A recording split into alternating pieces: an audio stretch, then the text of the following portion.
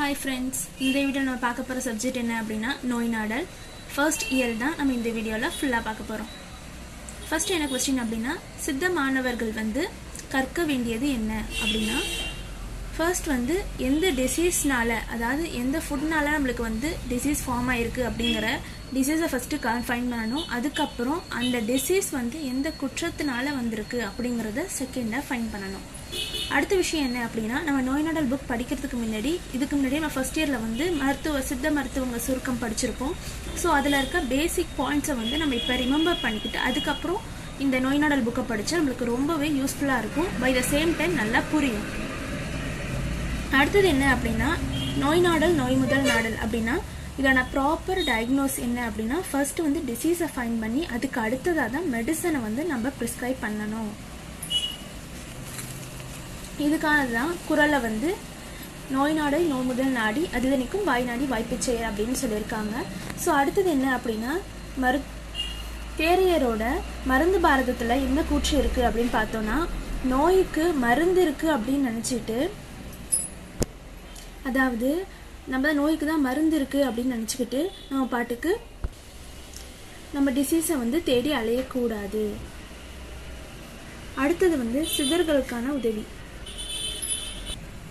சித்தர்கள் ஆஷ்டம சித்தி, அதுக்கப்புறம் ஆத்ம ஞானம், பக்தி, யோகம் இது மாதிரி சாதனைகள்லாம் செஞ்சு நம்ம மருத்துவ உலகத்துக்கு வாதம், அப்புறம் வைத்தியம், ஜோதிடம், மாந்திரீகம் இது மாதிரி விஷயங்கள்லாம் சித்தர்கள் செஞ்சுருக்காங்க.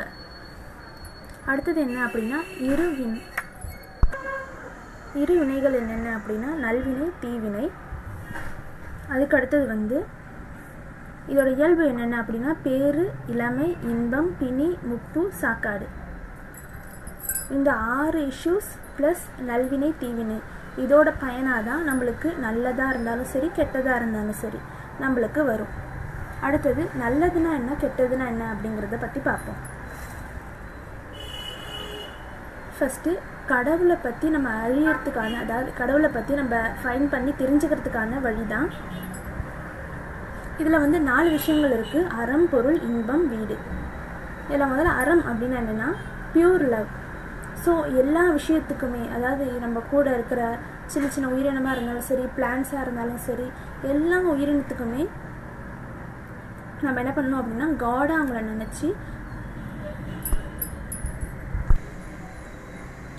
நினச்சி நம்ம ரொம்பவே அன்பாக பாதுகாக்கணும். அதுதான் அன்பே சிவம். அடுத்தது என்ன அப்படின்னா பொருள் அப்படின்னா என்னென்னா பிளெஸிங்ஸ். ஸோ சீவாத்மா இருக்காங்கல்ல, அவங்கக்கிட்ட இருக்கிற நல்லாசி நிறையா பிளெஸிங்ஸை வாங்கிறது தான் பொருள் அப்படின்னு சொல்கிறாங்க. அதுக்கடுத்தது இன்பம் அப்படிங்கிறது ப்ளஷ், அதாவது கடவுள் கருணையோடு நம்மக்குள்ளே இருந்து நம்மளுக்கு ஆதரிக்கிறது தான் ப்ளஷ் அப்படின்னு சொல்கிறோம்.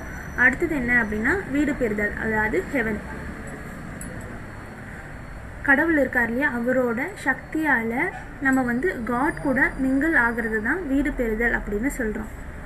அதுக்கு அடுத்தது என்ன அப்படின்னா இல்லறம், துருவரம் எதுவாக இருந்தாலும் சிவன் வேறு கடவுள் வேறு அப்படின்னு ஒரு விஷயம் இல்லை அப்படின்னு சொல்கிறாங்க. அடுத்தது என்ன அப்படின்னா சிவநிலை. ஒருத்தவர்கிட்ட ஆணவம், கண்மம், மாயை இந்த 3 விஷயங்களையும் நீக்கி, அதாவது 3 விஷயம் நம்ம கிட்ட ரிமூவ் ஆகும்போது அந்த சோல் சிவநிலையை அடையுது அப்படின்னு சொல்கிறாங்க. இப்போ இன்பம்னா என்ன அப்படிங்கிறத பார்க்கலாம். இன்பம் அப்படின்னா நம்ம உடம்பு இருக்கு இல்லையா, உடம்பு உயிர் எந்த ஒரு பேதமும் இல்லாமல், டிசீஸ் இல்லாமல், வறுமை இல்லாமல் நல்லபடியாக வாழ்ந்து நீண்ட ஆயுளோடு இருக்கணும். அதாவது பிணி, முப்பு, சாக்காடு இது எதுவுமே இல்லாமல் நம்ம நல்ல ஒரு ஹெல்த்தியான பாடியோட நல்ல நீண்ட நாள் ஆயுளோடு இருந்து நம்ம சீவாத்மாவை நல்லபடியாக வளர்த்து வச்சுக்கிறது தான் இன்பம் அப்படின்னு சொல்கிறாங்க. அதுதான் உடம்பை வளர்த்தேன் உயிரை வளர்த்தேனே அப்படின்னு சொல்லுவார் திருமூலர். இப்போ துன்பம்னா என்னென்னு பார்க்கலாம். இவ்வளோ நம்ம இன்பத்தை பற்றி பார்த்தோமா. ஸோ உடம்பை நம்ம ப்ராப்பராக வச்சுக்கணும், நம்ம சோலை நல்லா வச்சுக்கணும், நம்ம பாடியை நல்லா வச்சுக்கணும். இது எல்லாத்துக்குமே டிஸ்டர்பன்ஸாக இடையூறாக வர எல்லா விஷயத்தையுமே துன்பம் அப்படின்னு சொல்லிட்டு சொல்கிறாங்க. நெக்ஸ்ட்டு சீவாத்மாவோட வேறு பேர்கள் என்ன அப்படின்னு பார்த்தோம்னா உயிர், ஆன்மா, அறிவு. அடுத்தது என்ன அப்படின்னா மருத்துவம்.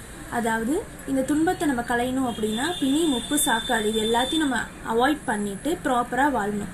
அதுக்கு என்ன பண்ணணும் அப்படின்னா அப்புறம் வந்து நம்ம வாழக்கூடிய அறிவை வந்து நம்ம தெரிஞ்சுக்கிறது, அதான் படிக்கிறது, நிறைய விஷயங்களை நாலேஜை நம்ம தெரிஞ்சுக்கிறது. அதுக்கப்புறம் வந்து நம்ம உடல் அப்புறம் உயிர் எல்லா காலமும் நல்ல நிலையில் இருக்கிறதுக்கான முறையை சொல்கிறது தான் மருத்துவம் அப்படின்னு சொல்கிறோம். ஸோ மருத்துவம்னு சொல்கிறது எதுக்கான மருத்துவம்னு இல்லை, மருத்துவம்னா என்ன அப்படிங்கிறத பற்றி தான் நம்ம இங்கே பார்த்துருக்கோம்.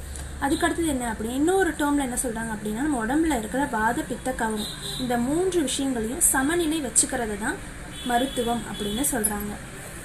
வச்சுக்க உதவுறத மருத்துவம் தான். அடுத்தது வந்து மருத்துவத்திற்கான வேறு பேர்கள் என்னென்ன அப்படின்னா, பரிகாரம், பிணி நீக்கம், மாற்று மருந்து, வைத்தியம், சிகிச்சை அப்படின்னு சொல்கிறாங்க.